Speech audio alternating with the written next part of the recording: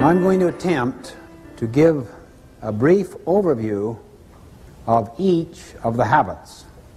It's like getting a kind of airplane view of the whole mountain range before we go down to explore the detail. Habit 1, be proactive, basically means that your life is a product of your values, not your feelings. That your life, or the organization's life, is a product of your decisions, not your conditions. The opposite of being proactive is to be reactive, which basically means that your life is a function of your feelings, your moods, your impulses, other people's treatment. The underlying principle of habit 1, be proactive, is to take responsibility.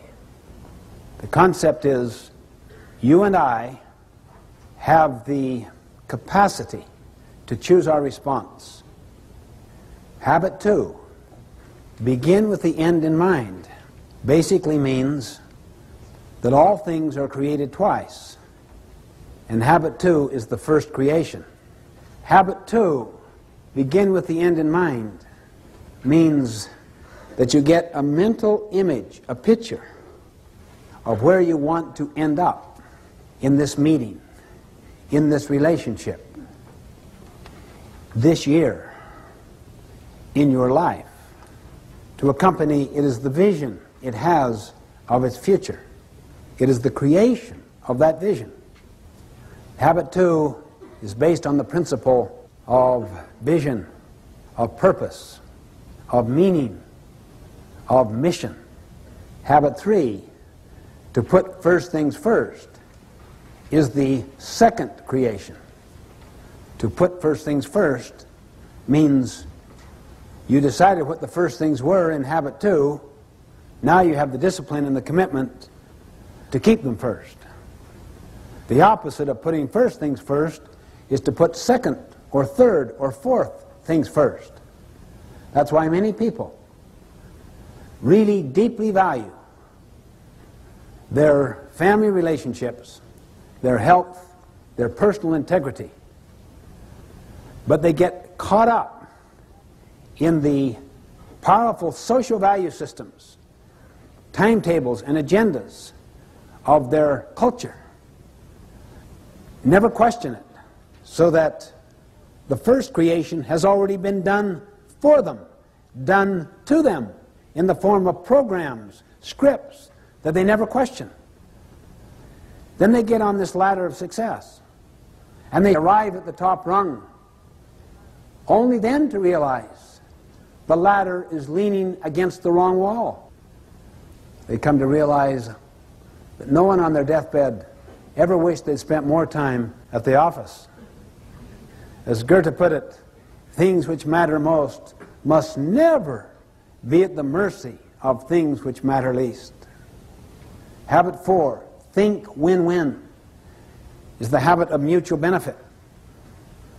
The underlying paradigm or principle is abundance. There is plenty out there and to spare. So you don't have to be threatened by the strengths of other people. You can nurture competency around you higher than your own. It doesn't threaten you. You can share knowledge. You can share recognition, gain, profit. The opposite is scarcity, not abundance. It's like a piece of pie. There's only so much. If you get the recognition, I may not get it.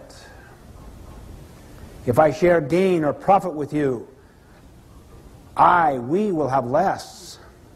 Habit 4, to think win-win, comes from the principle of abundance, not scarcity, meaning the pie gets larger and larger and larger.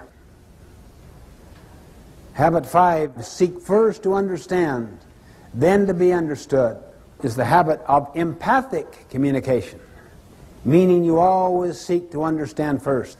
The teacher diagnoses, pre-assesses before teaching. The doctor diagnoses before prescribing. The attorney does discovery before developing his or her own case or brief.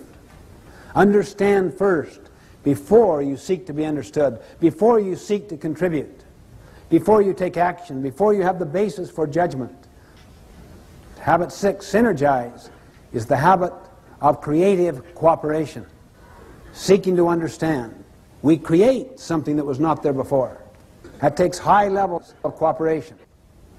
The principle behind habit 6 is the principle that 1 plus 1 can equal 3, 4, 10, 20, 1,000. It's the principle of putting two boards together that are stronger in total than adding the sum of the boards separate.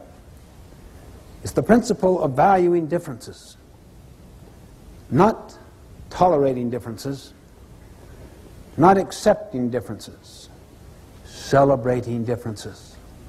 Habit 7 is called sharpen the saw. It is the principle of renewal, the principle of continuous learning, continuous improvement, getting better constantly. It's based on the principle that we have the capability of charging our own battery.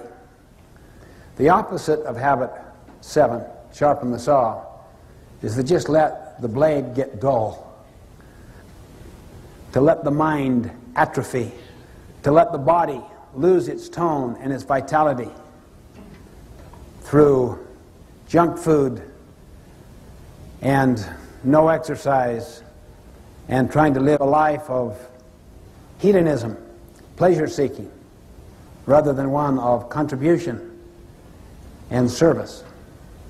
It renews each of the other 6 habits.